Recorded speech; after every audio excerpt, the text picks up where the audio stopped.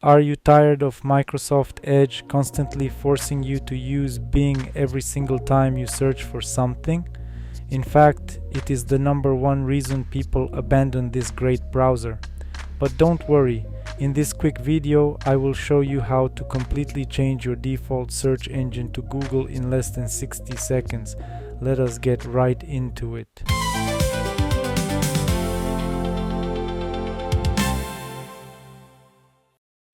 First, click on the three dots icon in the top right corner of your screen.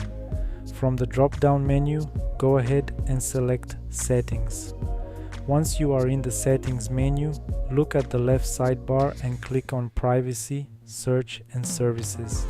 Now scroll all the way down to the bottom of this page until you find the section called Search and Connected Experiences.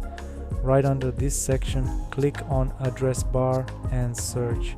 Here you will see an option that says Search Engine Used in the Address Bar.